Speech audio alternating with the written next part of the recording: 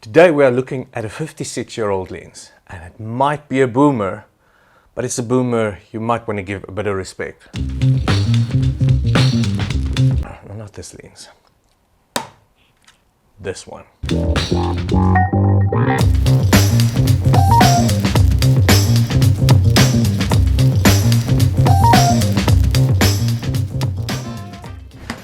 Now, before I even start this video, I want to give you a quick idea of the copy of the lens that I'm working with. It's important with vintage lenses to look at the actual copy. Now, cosmetically, it's in absolutely pristine condition.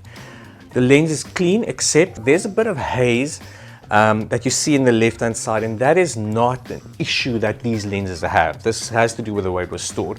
Also, because it was never moved, the grease in the focusing mechanism has probably clogged up a little bit, and it makes focus throwing a little bit hard. Again, not a feature of these lenses, but this specific one was stored and never used. Like I do with most of these lenses I try out or test or review, whatever you want to call it.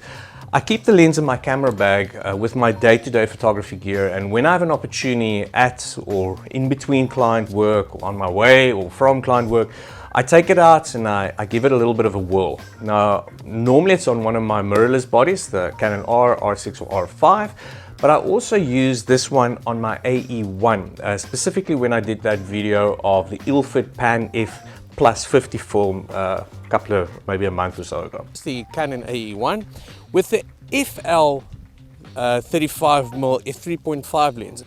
So I was able to get a good sense of the usefulness of this lens when used on a digital camera or mirrorless, but also when using on its native film bodies. Most of the information on this lens I found from the Canon Museum site, and it's also quite sparse, and then one or two other sites, but they all basically regurgitate the same information.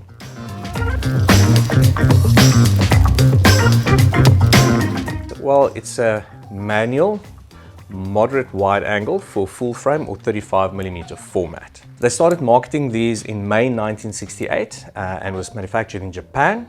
The price at the time of release was 13,900 yen, and at the time it was about $46. Today it would be $415. Remember that. The mount is the FL breech lock.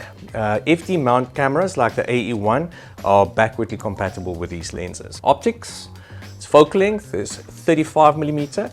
It's a retro focus lens design, and that's why it has a concave front element. It has 6 elements in 6 groups.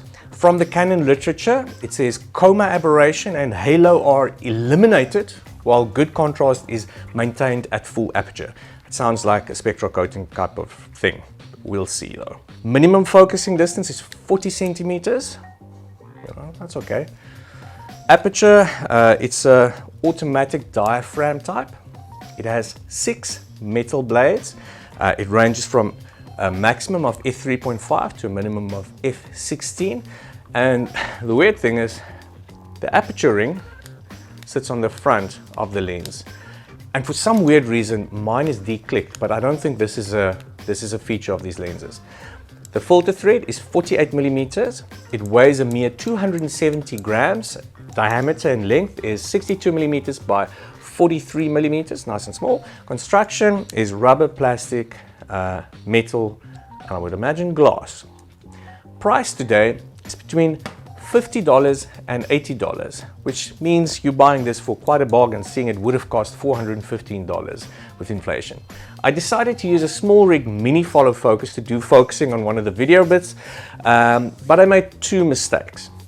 The focus throw is compromised by obviously this grease issue, so it makes using the focus throw also not great. I mean, the gear could slip sometimes and it's just not a good experience. Instead of the gear ring, which is it's quite thick, you know, on a small lens like this, it's very cumbersome.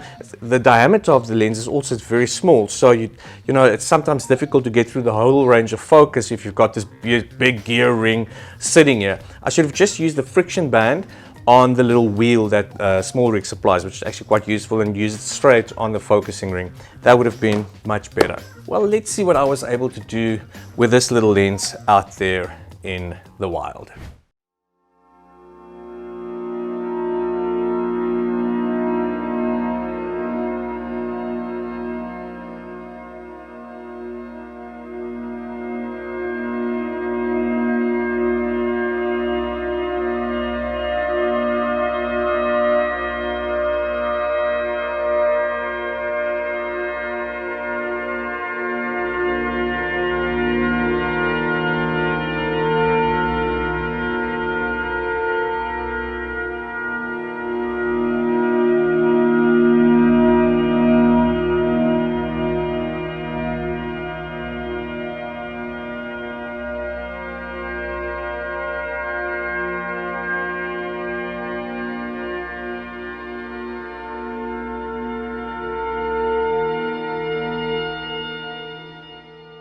I'm out here in the area of Franschhoek in the Cape Winelands. The light's fairly soft. It's winter time now, or at least autumn.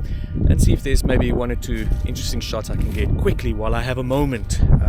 I'm just coming from a shoot that I did for a client.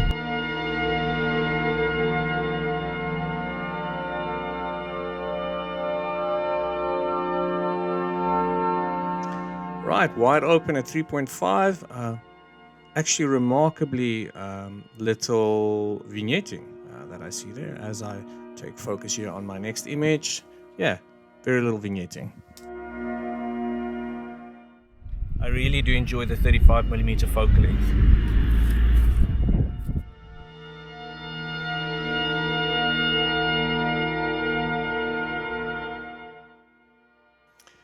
This lens really resolves beautifully. At 100% you can see those details are still intact.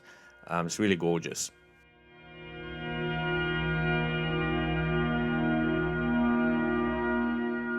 Okay, well that's fun, but I'm going to see if I can find another spot as I drive back home that could work for my little plan. I spy with my little eye no safe place to park, or really anything worth stopping the vehicle for and possibly obstructing traffic, so let's keep going. Well, I'm here on a client's farm. Quickly needed to attend to some business, and as I drove out I saw this beautiful scene. I don't know if you can see it in here, but that over there, that's the Simonsberg, that's Stellenbosch area where we're now, and Franschhoek is just on the other side of that mountain, so that's where I came from now. But I think I'm going to try and make a pretty picture here, just because I can, and I really want to test a little bit of a landscape with this. Yeah, we'll see. Sharpness of this lens, ignoring the haze on the left, really it's sharp. This is at f11, sharp all the way through, left to right, in the corners. At 11, definitely no sign of vignetting, really good sharpness. Those aren't going to be very pretty, but for illustrative purposes for this lens I hope it works, but if it doesn't, I suppose you won't be seeing this. But we've got some vineyards here. These are nice. They're red, which is technically virus, but it does look pretty.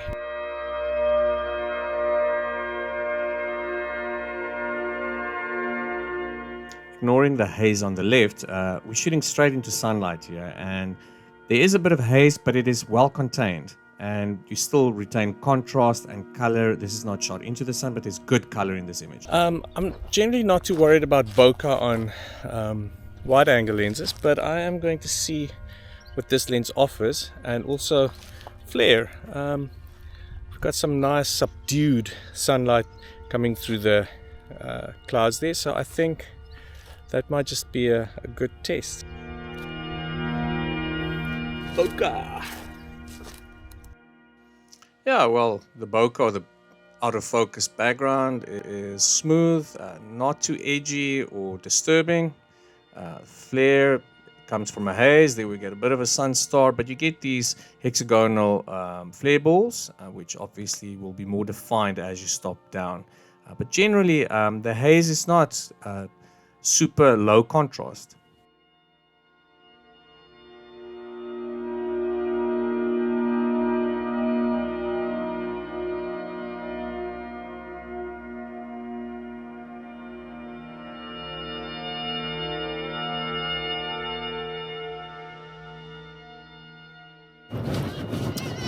Between these pictures that I've taken today, some of the shots I've taken with my AE1 and the Panier film.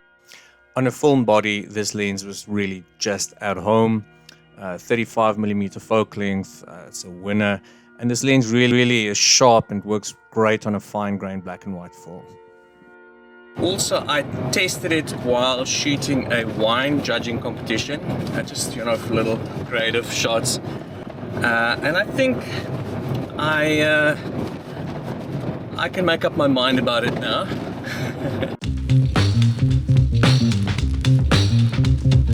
Optically, the lens is really impressive for such an old piece of glass. There is indeed no sign of coma. Chromatic aberrations are really minimal, like Canon promised, and spherical aberrations are definitely very minimal. It resolves really well. I mean, the resolution on this lens is really remarkable. It still renders a vintage, but not a quirky vibe. It has definitely a bit more of a muted tone, but saturation contrast on this lens is really good for an older lens, and it doesn't seem to have a specific preference for, you know, being colder or warmer per se. So will I pay to have it fixed? Well, I enjoyed this lens enough for it to warrant having it fixed, especially since my copy is really still so beautiful. However, I think when I'm pushed to choose, I would probably go for the NFD 35mm that I already own, simply because its form factor feels a bit more comfortable and familiar to me, and would probably integrate a little bit better in my video setups.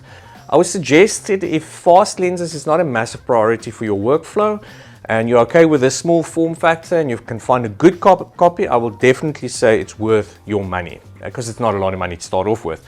For stills, it's a charming little tool.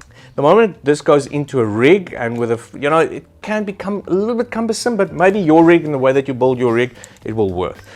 Well, I would love to hear your thoughts on the lens, and if you have any information, extra information, corrections, whatever, please drop them in the comments, or if you have any questions, drop them below. If I can't answer it, some other clever guy will, I promise you. Yeah, thanks for watching, and I will see you next time.